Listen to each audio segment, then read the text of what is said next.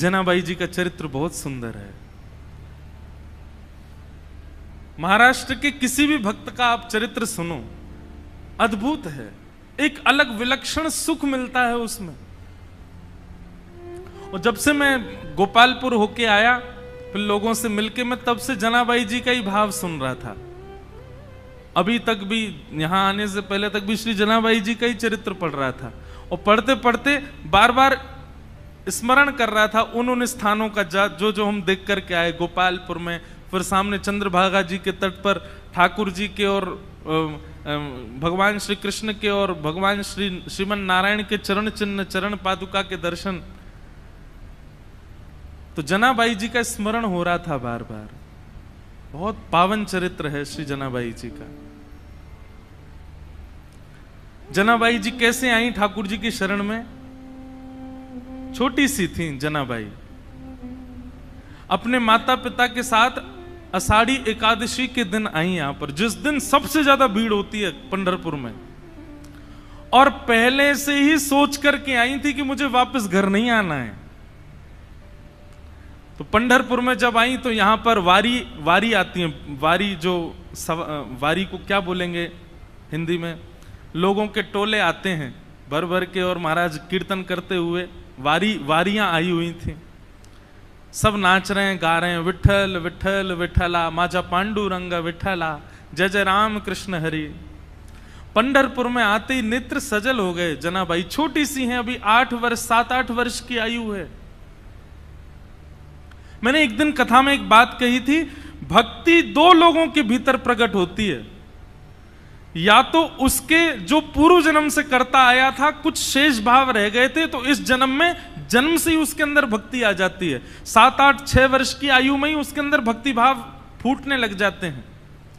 या तो उस व्यक्ति के अंदर भक्ति आती है जिसके अंदर पूर्व जन्म से भक्ति भाव हो, या फिर उसके अंदर भक्ति आती है जो घोर नास्तिक हो।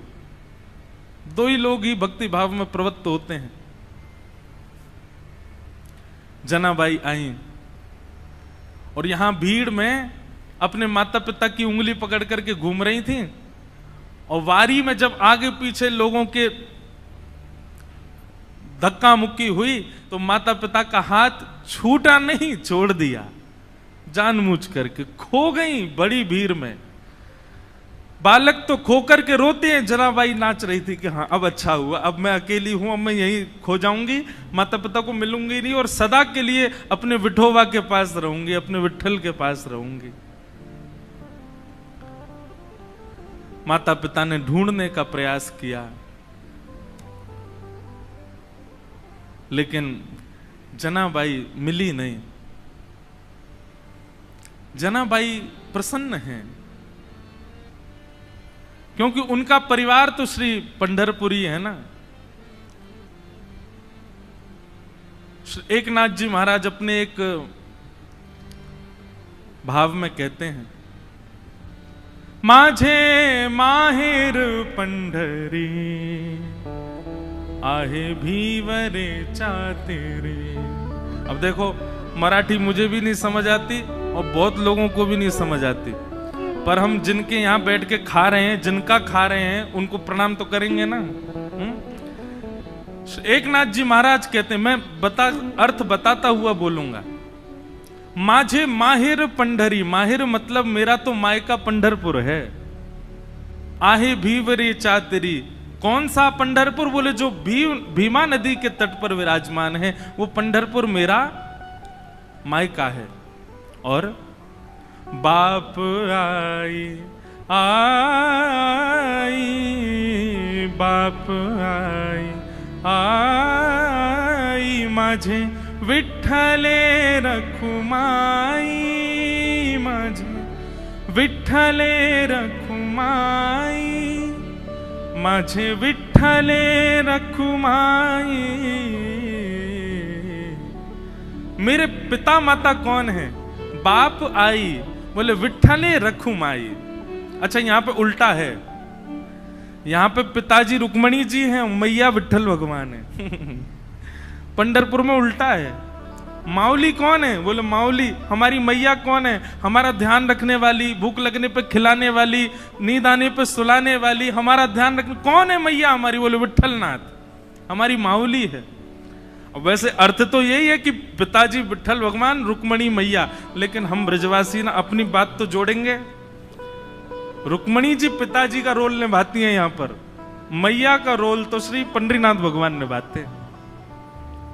बाप आई आई माझे विठ्ठले रखुमाई, माझे विठ्ठले रखुमाई, माहे माहेर पंढरी, माझे माहेर पंढरी, आहे भीवरे चातेरे, माझ बहन चंद्रभागा, माझ बहन चंद्रभागा।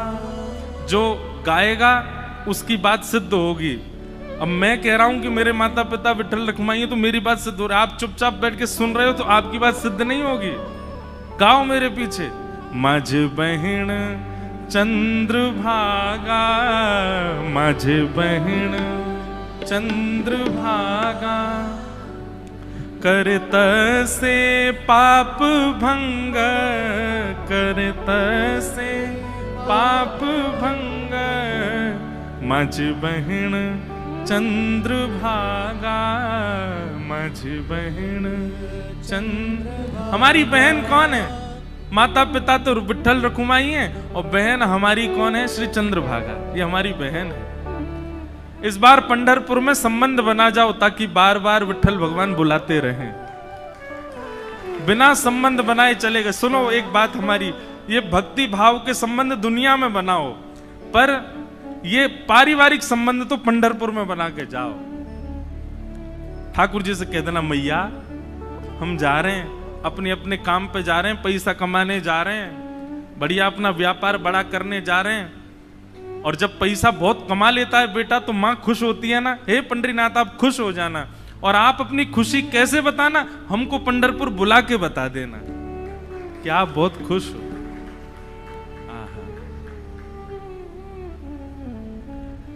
यही भाव चल रहा है जनाबाई के चित्त में।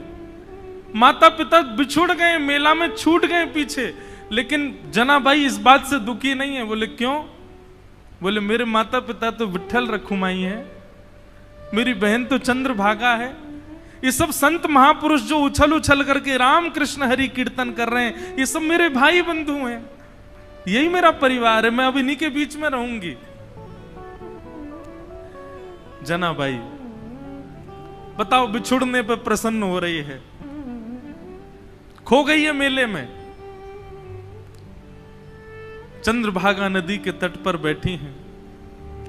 लेकिन एक दिन, 2 दिन, 3 दिन, 4 दिन बीत गए।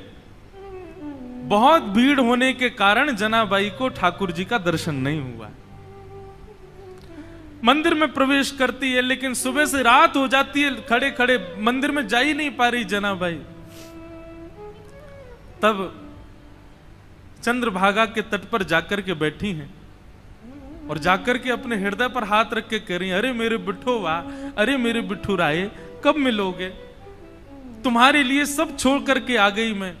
मीराबाई का भाव है ना, भाई छोड़या बंधु छोड़या, छोड़या जग सोए, साधुअन संग बैठ बैठ, साधुअन संग बैठ बैठ, लोक लाज खोई रे, मेरे तो गिरधर गोपाल, दूसरो न कोई, दूसरो न कोई। सब छोड़ दिया मैंने विठोबा आपके लिए, और आप हो भीतर बैठे हो बस ऐसे कमर पे हाथ धर के, मुझे दर्शन ही नहीं दे रहे हो।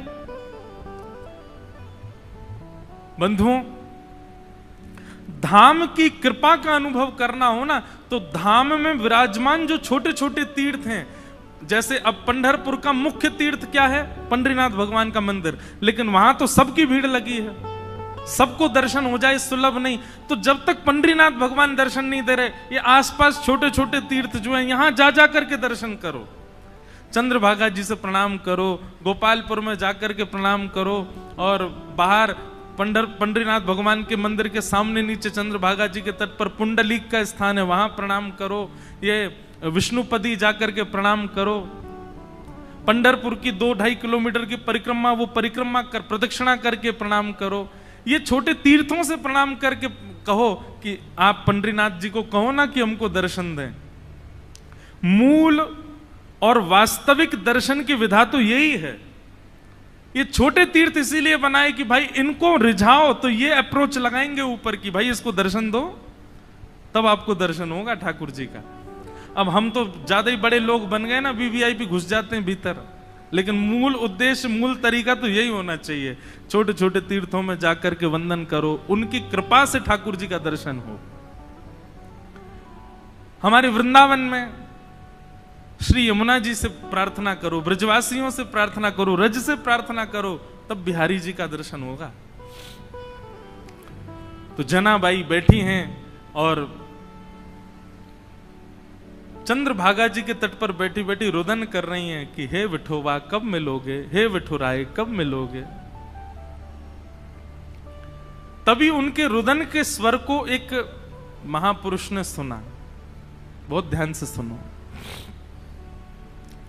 और वो महापुरुष कौन है? श्री नामदेव जी के पिताजी। उन्होंने जब सुना तो कहा, लाली हम तुझे दर्शन कराएंगे, जब तक चल हमारे घर ही चल, वहां रह के कुछ खान पान करना, भोजन इत्यादि कर लेना, अच्छा सुख मिलेगा। जनाबाई उनके साथ चली गई घर। वहां पर नामदेव जी महाराज और बड़े बड़े कीर्तनकार कीर्तन कर रहे थे। कीर्तन में बढ़िया मृदंग बज रही है, कांसे बज रहे हैं, बालक सब वारकरी बालक जैसे कीर्तन करते हैं। अब ये सोचो कि नामदेव जी महाराज आदि के समय पर कीर्तन जो होता था उसकी एक बिंदु है ये, वो कीर्तन कैसा रहता होगा। एक जगह वर्णन आता है प्रसंग में, एक बार नामदेव जी का कीर्तन चल रहा था, तो कीर्तन की ध्वनि पंडरीनाथ भगवान को सुनाई देने लगी। तो पंडरीनाथ भगवान रुक्मणी जी से बोले सुनो मेरा मन नहीं लग रहा अब यहां पर। रुक्मणी जी बोली क्या करना है? बोले मैं जा रहा हूं कीर्तन में। बोले इतने लोग जो दर्शन के लिए आ रहे हैं ये? बोले अब इनको आप संभाल लो, लेकिन मुझे बहुत जोर से मन कर रहा है कीर्तन में जाने का, मुझसे रुका ही नहीं जा रहा, मैं जा रहा हूं नामदेव जी के कीर्तन में। रुक्मणी जी बोली आप जाइए, मुझे उसकी कोई परवाह नहीं, उसके लिए मना नहीं, लेकिन आप एक चीज देखिए, नामदेव जी नेत्र बंद करके गा रहे होंगे, वैष्णव उछल उछल करके नृत्य कर रहे होंगे, आप जैसे ही जाओगे पूरी जनता आपके पीछे पड़ जाएगी, कीर्तन में भंग हो जाएगा, आप जाकर के वहां कीर्तन में विक्षेप डाल दोगे। तो एक बार पंडरीनाथ जी रुक गए, बोले अच्छा हाँ सही कह रहे हो, फिर तो नहीं जाऊंगा मैं।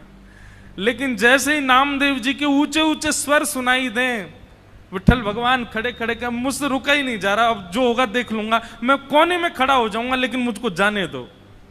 रुक्मणी जी बोली जाओ। सोचो विचार करो, भक्तों के स्वर के लिए ठाकुर जी त्रिलोकीनाथ उतावले हो रहे हैं। ठाकुर जी तुरंत कमर पर हाथ धरे ऐसे ही दौड़े। अच्छा कभी कभी एक मन में भाव आ रहा था कि श्री पंडरीनाथ भगवान सारे काम ऐसे ही करते हैं क्या? यहाँ पे दौड़ते भी ऐसे ही होंगे, सोते भी ऐसे ही होंगे, बैठते भी ऐसे ही होंगे, खाते तो होंगे ही नहीं दूसरों से कि तुम खिलाओ, हमारे तो हाथ यूं हैं। पंडरीनाथ भगवान पीतांबरी पहने, गले में सुंदर माला है और ये मुकुट धारण किए, मत्स्याकृत मछली के आकार के कुंडल, और दौड़ रहे हैं नामदेव जी के कीर्तन की ओर। असंख्य भीड़ लगी है। ठाकुर जी ने सोचा कहीं विघ्न ना आ जाए, तो बाहर खड़े हो गए, और जहां से केवल नामदेव जी की झलक दिख रही है, कीर्तन हो रहा है, सब नाच रहे हैं, वहीं से ठाकुर जी देख रहे हैं और देख करके वहीं झूम रहे हैं। इतना आनंद ठाकुर जी को आ रहा है। लेकिन झूमते झूमते झूमते झूमते ठाकुर जी को सुध बुध नहीं रही, और ठाकुर जी तो कोने से भीड़ में आ गए। अब जैसे ही ठाकुर जी आए, लोगों को कस्तूरी की सुगंधी आने लगी, बढ़िया, पीछे मुड़ मुड़ करके देखें साक्षात पंडरीनाथ भगवान खड़े हैं। अब तो महाराज नाचना गाना सब भूल गए, सब मार्ग देने लगे और ठाकुर जी नाचते नाचते भीतर प्रवेश कर रहे हैं। नाचते नाचते ये स्थिति हो गई, इतनी भीड़, कोई पांव छू रहा है, कोई हाथ छू रहा है, स्पर्श करते करते ठाकुर जी की पीतांबरी खींच ली किसी ने और ठाकुर जी के वस्त्र उतरने लगे, लेकिन ठाकुर जी नृत्य नहीं छोड़ रहे हैं, उछल उछल करके नाच रहे हैं। स्थिति ये हुई, आज हरि देखे नंगम नंगा, ठाकुर जी के सबरे वस्त्र खींच खींच के ले गए और ठाकुर जी निर्वस्त्र अवस्था में ही नृत्य कर रहे हैं नामदेव जी के कीर्तन। नामदेव जी के जब नेत्र खुले और सामने ठाकुर जी को देखा, नेत्र सजल हो गए। जय हो। कभी कभी संशय होता है नाथ, हम आपके भक्त हैं कि आप हमारे भक्त हो। अरे इतना उतावलापन, इतनी उत्सुकता तो किसी भक्त में नहीं होती, वो अपने वस्त्र का भान तो रखता है, आप तो कीर्तन में वस्त्रों का भी भान नहीं रखते नाथ। ऐसे हमारे श्री पंडरीनाथ बड़े दयालु ठाकुर जी। तो जनाबाई जैसे ही पहुंची नामदेव जी के घर, वहां नामदेव जी कीर्तन कर रहे थे, वैष्णव नाच रहे हैं, मृदंग लेकर के करताल बजा रहे हैं। तभी जनाबाई को क्या दिखा कि श्वेत श्वेत वस्त्र, श्वेत श्वेत टोपी पहने, सब वार करी और इनके बीच में एक पीतांबरी पहने और गोल गोल गोल कोई घूम रहा है। जनाबाई 4 दिन से तो दर्शन हुए नहीं थे ठाकुर जी के। गौर से देखा तो महाराज, आहा, सुंदर ते ध्यान उभे विटवारी, सुंदर ते ध्यान उभे विटवारी, सुंदर ते। श्री तुकाराम जी कहते हैं, जिनका ध्यान इतना सुंदर है, विट्ठल पर जो वीट के ऊपर खड़े हैं, आहा, जैसे ही दर्शन किया जनाबाई के तो रोम रोम प्रफुल्लित हो गए, आनंदित हो गए। आहा, साक्षात पंडरीनाथ भगवान नृत्य करने हैं नामदेव जी के कीर्तन में। जनाबाई तो वहीं बैठ गई। अब तो तुकाराम जी के नामदेव जी के पिताजी ने सबको बोला, ये लाली यहीं रहेगी हमारे घर पर और यहीं इसका खान पान, कोई इसको कुछ नहीं बोलेगा, ये जैसे चाहे वैसे रह सकती है। जनाबाई छोटी सी हैं, पूरे दिन केवल उनको एक ही प्रतीक्षा रहती थी, कब कीर्तन हो, कब विट्ठल आएंगे, मैं उनका दर्शन करूंगी। और किसी को दर्शन नहीं होते, जनाबाई को होते थे। नामदेव जी कीर्तन करते और जैसे ही विट्ठल आते, नामदेव जी जनाबाई उछलने लग जाती, विठोवा आ गए, विठोवा आ गए। सब जनाबाई को देखते, छोटी बालिका है ऐसा सोच करके अनसुना कर देते, लेकिन उनको तो प्रत्यक्ष दिखते थे ठाकुर जी। सब लोग दर्शन करने के लिए जाते थे, जनाबाई को कहते थे तुम चलो साथ में। जनाबाई कहती मुझे मंदिर जाने की जरूरत नहीं है। क्यों? बोले शाम को कीर्तन होता है ना, विट्ठल यहीं आते हैं, मैं यहीं देख लेती हूं उनको। ऐसे करते करते जनाबाई का प्रेम और एक जैसे मित्रता संबंध हो गया श्री ठाकुर जी के साथ में। पूरे दिन सेवा करती और सेवा करने के बाद शाम को बैठ करके ठाकुर जी का चिंतन करती, ठाकुर जी के लिए प्रसाद क्या बनाना है, क्या सिद्ध करना है, ये सब विचार करती जनाबाई। ठाकुर जी इतने भाव से बुलाती ठाकुर जी को, ठाकुर जी आते थे उनके पास। एक दिन की बात, नामदेव जी ने ऐसा सुंदर कीर्तन किया कि ठाकुर जी और दिन से ज्यादा अधिक नृत्य किए उस दिन। इतना नृत्य किया कि जनाबाई जैसे ही कीर्तन पूर्ण हुआ, जनाबाई रोने लगी। कोने में बैठे बैठे रो रही थी। सब लोग सोचने लगे क्या हो गया, पता नहीं छोटी सी बालिका रो रही है। नामदेव जी के पिताजी ने जाकर के कहा, बोले हे जनाबाई तुम रो क्यों रही हो? जनाबाई कहती हैं आज कीर्तन इतना सुंदर हुआ। बोले सुंदर कीर्तन में रोया जाता है? बोले नहीं, मैं इसलिए नहीं रो रही, आज कीर्तन इतना सुंदर हुआ कि पंडरीनाथ आए, विठोबा आए और इतना नृत्य किया, इतना नृत्य किया, मुझे तो मन में पीड़ा हो रही है। वो पूरे दिन खड़े रहते हैं, इतना नृत्य करके गए, कहीं उनके पांव दर्द तो नहीं कर रहे होंगे, कोई उनके पांव दबा रहा होगा कि नहीं। मुझे तो उस बात की बड़ी पीड़ा होती है। आप नामदेव जी से कह देना वो इतना ज्यादा अच्छा कीर्तन ना किया करें, सामान्य कीर्तन किया करें। वो अच्छा कीर्तन करते हैं तो श्री ठाकुर जी उसमें बहुत नाचते हैं, उनको कहीं पीड़ा ना होती हो चरणों में।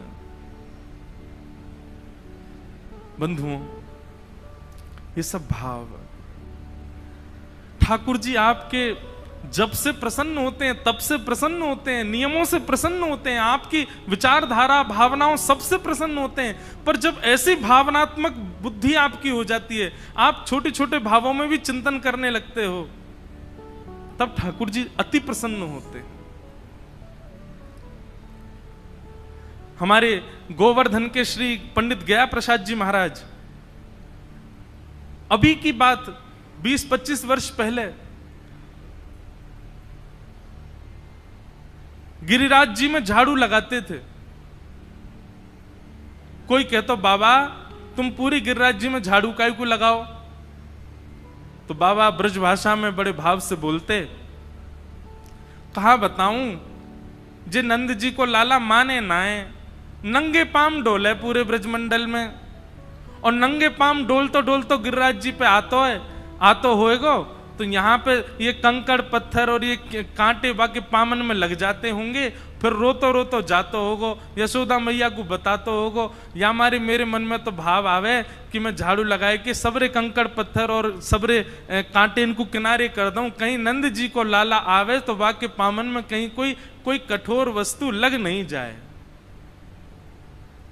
और ये बात कहते कहते रोने लग जाते थे। ऐसे भाव बंधुओं,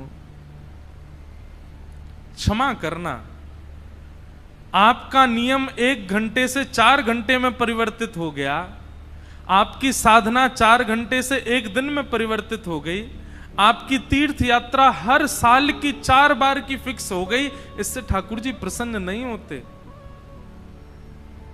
पर आप जब भी नेत्रबंद करते हो, आपके चिंतन में एक भाव, एक प्रेम प्रकट होता है। जैसे अपनों के लिए होता है वैसा प्रेम ठाकुर जी के लिए प्रकट होता है, तो ठाकुर जी प्रसन्न होते हैं। जनाबाई मन में सोच रही है, मेरे पास विठोबा होते, मेरे पास विठ्ठल होते, घी लेकर के आती, चरणों में मालिश करती, अपने हाथ से चरण दबा देती, मेरा विठोबा बहुत कष्ट में आ गए होंगे आज तो।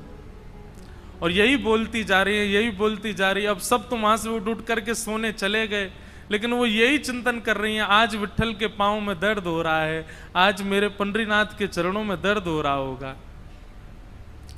ये भाव मन में सोच ही रही थी कि इतने में ही पीताम्बरी पहने, कटी पर हाथ धरे, सुंदर सांवल वर्ण ठाकुर जी का श्री पंडरीनाथ भगवान वहीं प्रकट हो गए। और प्रकट होकर के जनाबाई के सामने बैठ करके पांव आगे पसार दिए, बोले रो क्यों रही हो, तो फिर दबाओ हमारे चरण। आपको अगर लग रहा है कि हमारे पैरों में पीड़ा हो रही है तो दबाओ ना। आहा, जनाबाई, छोटी सी जनाबाई अपने हाथों से ठाकुर जी के चरण दबा रहे हैं।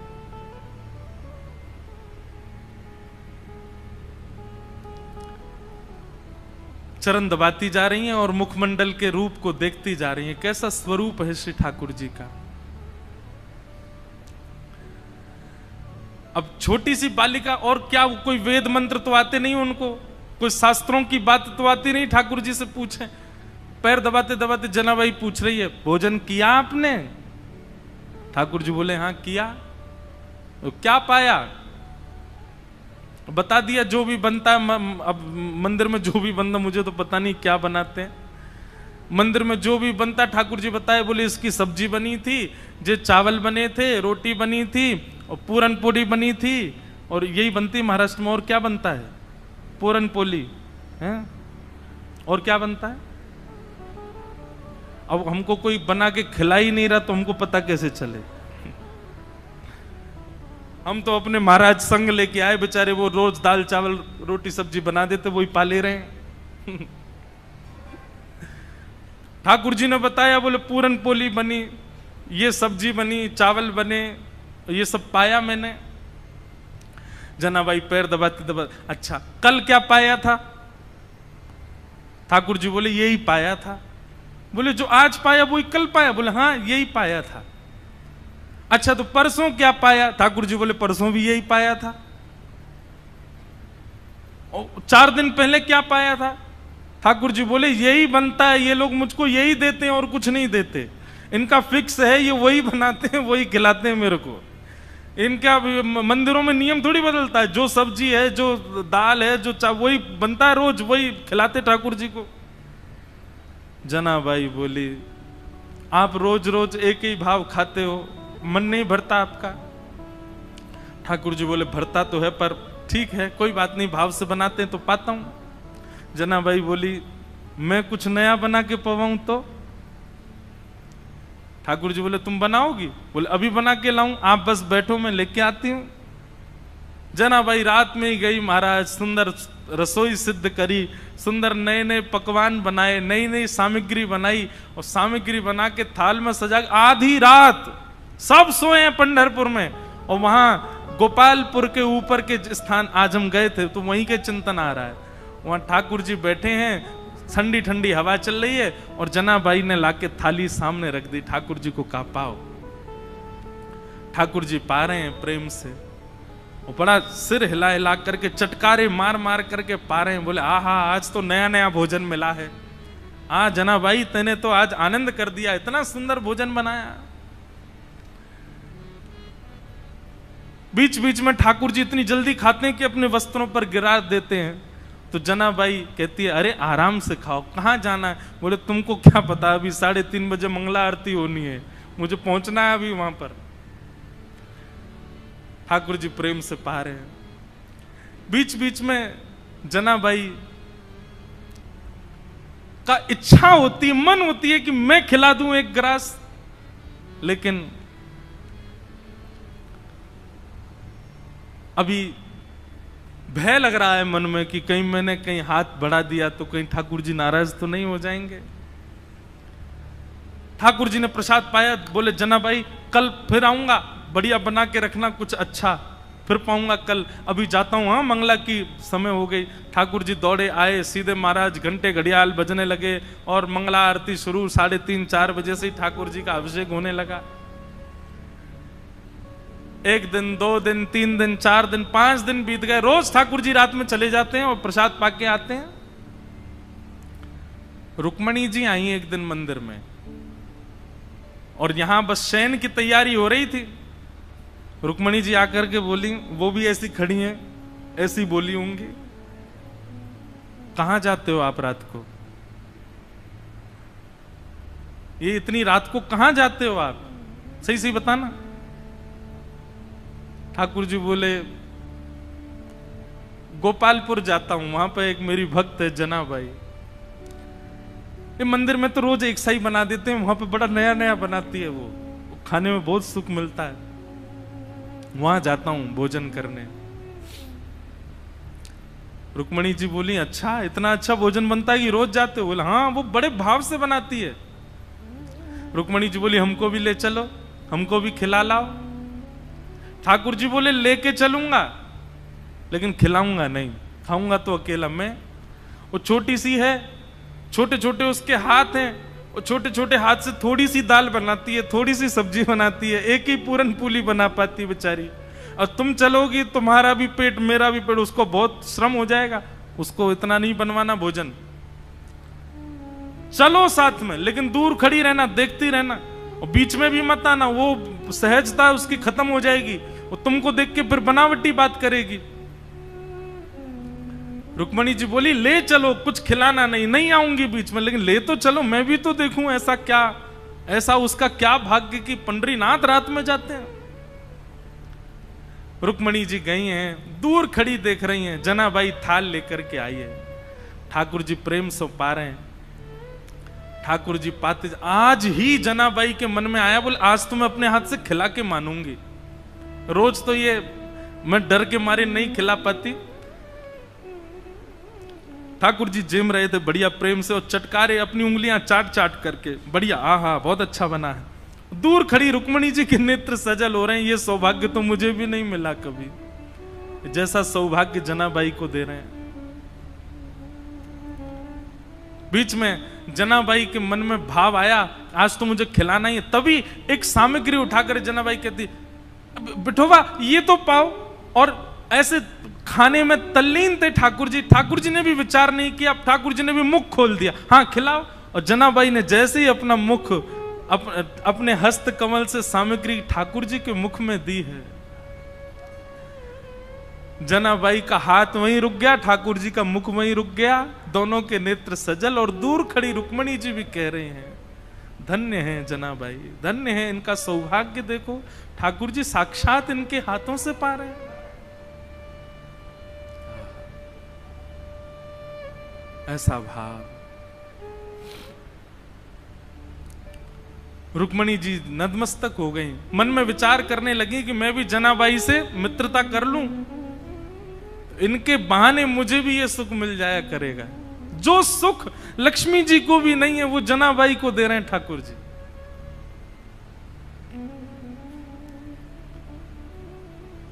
ठाकुर जी नित्य जाते हैं, रात भर जनाबाई के पास रहते हैं और कुछ नहीं करते। जनाबाई अपना काम करती रहती है, ठाकुर जी बैठे बैठे देखते रहते हैं। बंधुओं, भक्ति जब अपनी स्थिति में आएगी, जैसे मैंने आज प्रारंभ में कहा ना, एक माइलस्टोन, एक बात याद रखिएगा, आपका नाम जब, आपकी साधना, आपका कथा श्रवण, आपका नित्य भगवत स्मरण, उसमें एक बहुत विशेष माइलस्टोन जो आएगा वो ये कि एक दिन आप अपने भावों को शब्द में परिवर्तित करके गाने लग जाओगे। माफ कीजिएगा, क्षमा कीजिएगा, लेकिन अभी भक्ति में गायन प्रारंभ नहीं हुआ, भक्ति में लिखना प्रारंभ नहीं हुआ, भक्ति में शब्दों में पिरो करके उन भावों को पदावली के रूप में करने का प्रारंभ नहीं हुआ, तो अभी आप उस माइलस्टोन पर पहुंच नहीं पाए हो। बात समझ रहे हैं ना मेरी? आपके भक्ति भाव शब्द में परिवर्तित होने लग जाएं, आपका मन हो मैं लिखूं, मैं गाऊं, मैं सुनाऊं, तब समझो कि हां अब एक सीमा पर आप पहुंच गए हो, ठाकुर जी के समीप बस पहुंचने ही वाले हो।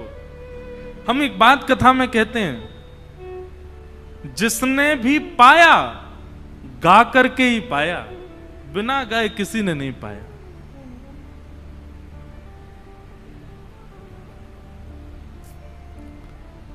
आहा, मीराबाई गाती हैं, सूरदास गाते हैं, गोस्वामी तुलसीदास गाते हैं, सबने गाया है।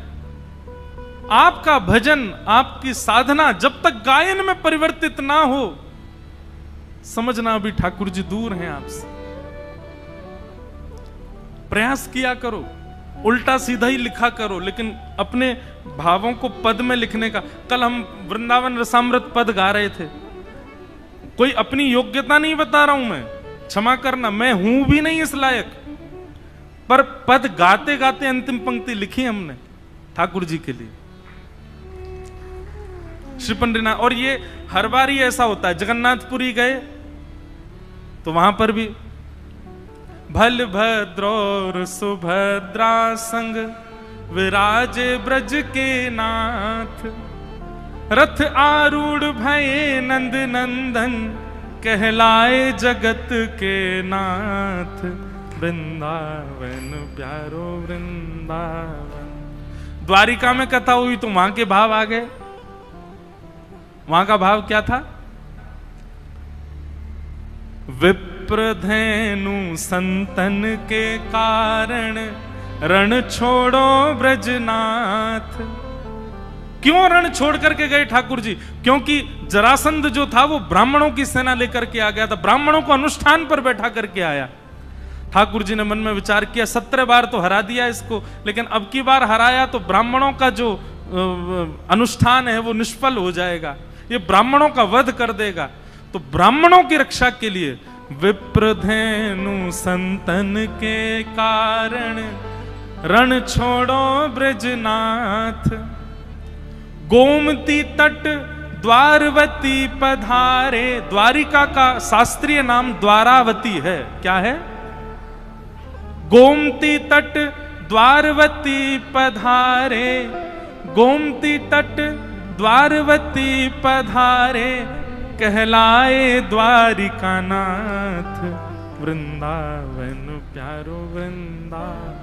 अब कल पंढरपुर आए तो पंढरपुर आकर के नया भाव आया। क्या? पुंडलीक की सेवा भाव सो रीझे रुक्मणी नाथ, पुंडलीक की सेवा भाव सो रीझे रुक्मणी नाथ।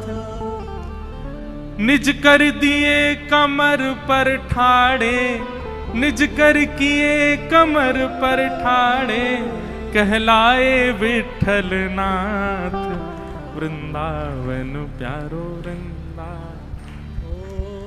ये बात हम क्यों कह रहे हैं? आपकी भक्ति जिस दिन शब्दों में परिवर्तित हो जाए, जिस दिन गायन में परिवर्तित होता है, जिस दिन भावों में परिवर्तित हो जाए, समझ जाना अब ठाकुर जी मिलने का मन बना चुके हैं आपसे। जनाबाई की यही स्थिति हो गई है। पूरे दिन तो नामदेव जी के घर में सब काम करती हैं, झाड़ू पोंछा बर्तन खान पान सबकी सेवा करती हैं, और रात्रि में चक्की पीसती हैं। और चक्की की जो घर घर घर आवाज आती है, उस घर घर घर आवाज को ही ताल बना करके जनाबाई पद गाती हैं। पद, अब मुझे जनाबाई का कोई पद याद नहीं। मैं पंढरपुर में इसीलिए पीछे रह जाता हूं, मुझे यहाँ के भाषा का दिक्कत हो जाती है। मराठी भाषा है और कैसे गाऊं, भाव जब तक समझ नहीं आए। आज 2 बालिकाएं हैं, वो इतना सुंदर गाती हैं, रोज ठाकुर जी को आके सुनाती हैं। और मैं उनसे सुनता तो हूं, फिर मैं पूछता हूं इसका अर्थ क्या है, फिर अर्थ सोच करके सोचता हूं अब मैं गाऊंगा, लेकिन वो शब्द मुझे नहीं बैठ पाते बढ़िया से जुबान पे। तो जनाबाई पद गा रही थी आज, और महाराज ध्यान से सुनिएगा सब लोग, जनाबाई पद गा रही थी और इतने में ठाकुर जी आ गए। और ठाकुर जी आकर के मानो पीछे खंबे से टेक लगा करके और नेत्र बंद करके बड़े भाव से सुन रहे हैं जनाबाई के भाव। और केवल इतना ही नहीं, ठाकुर जी ने तुरंत कलम निकाली और पत्र निकाला, लिखने लगे जनाबाई के भावों को। बताओ, दुनिया गाती है, आप लिखते हो, जनाबाई गा रही है, ठाकुर जी लिख रहे हैं उसके पदों को। कितना सुंदर भाव। जनाबाई का भाव जैसे ही पूर्ण होवे, ठाकुर जी के और सुनाओ ना, अभी क्यों नहीं गा रही हो, और कुछ गाओ ना, इतना बढ़िया गा रही हो। जनाबाई बोली, 2 काम एक साथ कर रही हूं मैं, ये चक्की भी चला रही हूं, गा भी रही हूं, कैसे होगा इतना, मैं बालिका ही हूं, छोटी हूं अभी।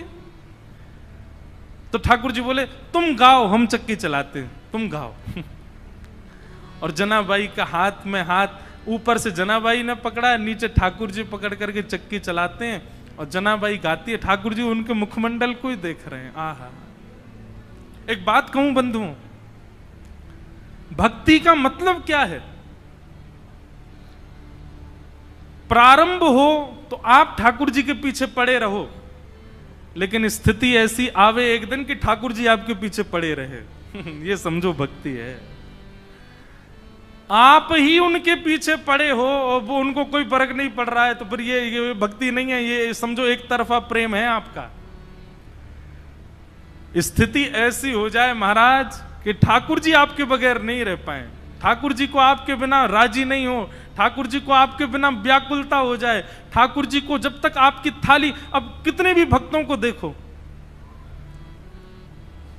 वहां कर्मा बाई बिना नहाए धोए खिचड़ी बनाती है, ठाकुर जी दौड़ करके आते उनकी खिचड़ी पाने। भक्ति का मूल रूप यही है कि आप ठाकुर जी का भजन करो, लेकिन एक स्थिति ऐसी आवे कि मेरा सुमिरन हरि करे, मेरी स्मृति ठाकुर जी कर रहे हैं, मेरे स्मरण में ठाकुर जी हैं। आहा,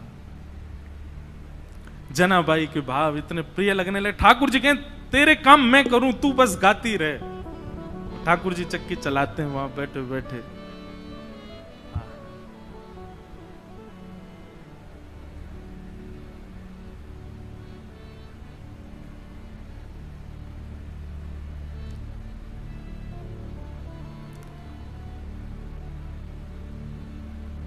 एक दिन जनाबाई बोली, ठाकुर जी आप चक्की चलाते हो पर आप इतने आभूषण पहन के रखते हो कि कोई आभूषण आपके कभी टूट जाए, कोई आभूषण आपके चक्की से टकराते रहते हैं, इतनी आवाज होती है, मुझे तो भय लगता है कोई रात में आ ना जाए।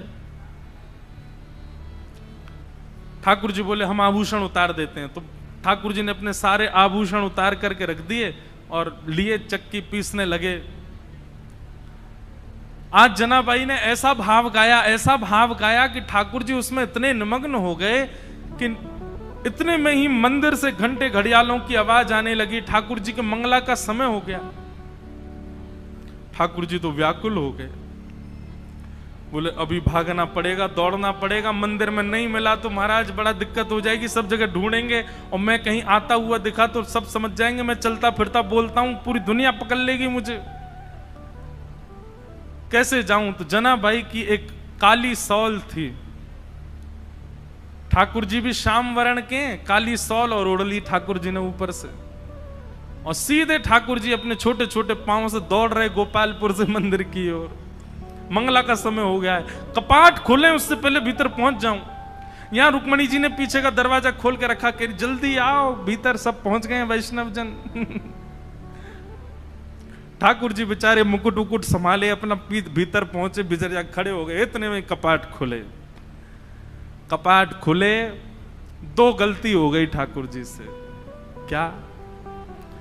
अपने आभूषण भूल आए जनाबाई के यहां, और जनाबाई की सौल पहन के खड़े हो गए वहां पे। जैसे ही कपाट खुले, पुजारी बोले हैं ये आभूषण कहां गए, और ये पुरानी सी काली सी सौल किसकी ओढ़ रखी है। अब तो पहले कपाट खुलते हैं तो आदमी और नेत्र गाड़ करके देखते हैं ठाकुर जी को। सुबह सुबह सबके अपलक नेत्रों से सब ठाकुर जी को देख रहे हैं, और ठाकुर जी के मुख पर संकोच दिखाई दे रहा है। बोले आज तो पकड़े गए हम। इतने में ही पीछे खड़े नामदेव जी की दृष्टि पड़ी, और नामदेव जी बोले ये सौल तो कहीं देखी देखी लग रही है। और नामदेव जी के घर में ही रहती जनाबाई, उनके यहां काम कर रही हैं बेचारी, सब झाड़ू पोंछा बर्तन सब करती जनाबाई। नामदेव जी के मुख से निकल गया, ये तो जनाबाई की सौल है। आहा, ठाकुर जी लीला करके आए हैं जनाबाई के पास। अब ये बात जैसी उन्होंने कई आसपास के लोगों में ये बात सुन ली, उनके भी मन में आ गया कि ठाकुर जी जनाबाई पे कृपा करके आए। पर इतने में ही भीतर से मंदिर से आवाज आने लगी, पुजारी कहने लगे ठाकुर जी के आभूषण चोरी हो गए, किसी ने ठाकुर जी के आभूषण चुरा लिए हैं, ठाकुर जी के आभूषण नहीं मिल रहे हैं। देखो मानव कितना विचित्र है। ये उन मानवों की निंदा नहीं, हम आप सब भी होते तो हम भी यही कहते। नामदेव जी के मुख से निकला कि ये तो जनाबाई की सौल है, तो जिन लोगों ने सुना उन्हीं लोगों ने कह दिया, बोले जनाबाई की सौल है, इसका मतलब जनाबाई ही आई थी और आभूषण चुरा करके भाग गई, सौल भूल गई यहीं पर। जनाबाई ने ठाकुर जी के आभूषण चुरा लिए। सब लोग हाथ में आयुध लिए, हल्ला मचाते हुए, चिल्लाते हुए सब गोपालपुर की ओर गए। सुबह सुबह का समय, ऊपर पहुंचे, जैसे ही वहां जाकर के देखा,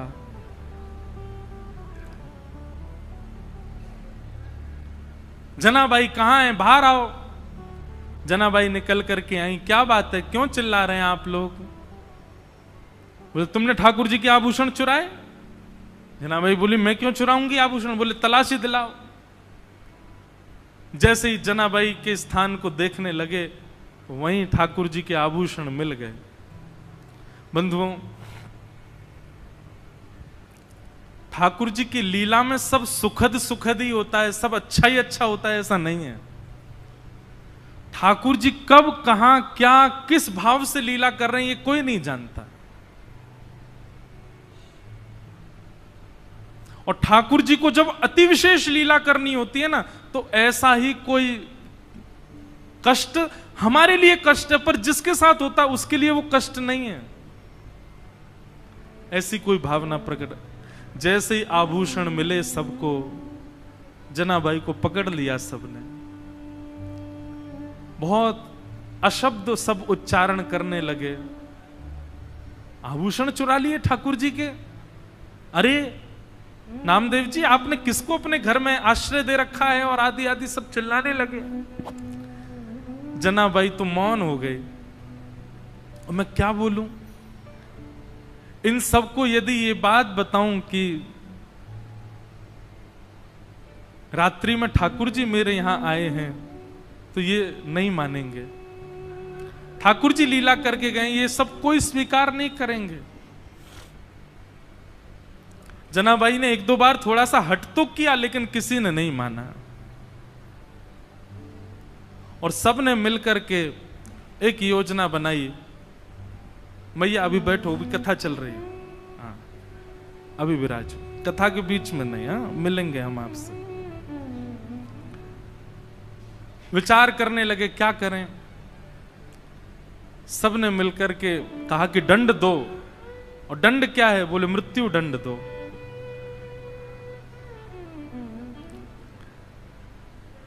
नामदेव जी मनी मन समझ गए कि ठाकुर जी अब जनाबाई को अपने अंतरंग लीला में प्रवेश देना चाह रहे हैं, इसीलिए लीला चल रही है।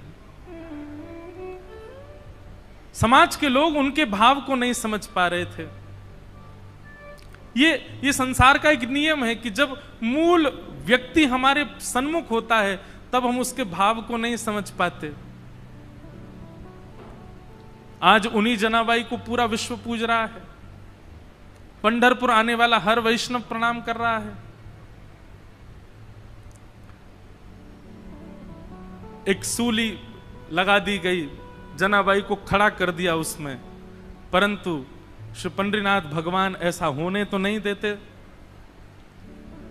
देखते ही देखते जो सूली बनाई गई थी वो जल के आकृति में परिवर्तित हो गई और श्री जनाबाई ठाकुर जी में ही विलीन हो गई। ठाकुर जी में ही उनका समावेश हो गया। सब ढूंढने लगे, खोजने लगे, जनाबाई कहां है, जनाबाई कहां है। कई लोगों को आत्मग्लानि होने लगी, अपने आप को कोसने लगे, हमने क्या किया? एक परम भक्ता वैष्णवी जनाबाई के साथ ऐसा किया। और अब कहां जनाबाई मिलने वाली हैं? वो तो श्री विट्ठल के साथ में हैं, विट्ठल के अंतरंग भाव में प्रवेश कर गए। ऐसी भक्तिमती जनाबाई, जिनके साथ इतनी लीला, इतनी कृपा श्री पंडरीनाथ भगवान ने की। उनके हाथ का बना हुआ प्रसाद पाते हैं, उनके हाथ के बने हुए सुंदर प्रसाद को उनके हाथ से पाते हैं। वो गाती हैं और पंडरीनाथ भगवान लिखते हैं। वो गाती हैं और पंडरीनाथ भगवान नृत्य करते हैं। ऐसी श्री जनाबाई, उनको हम बारंबार वंदन करते हैं।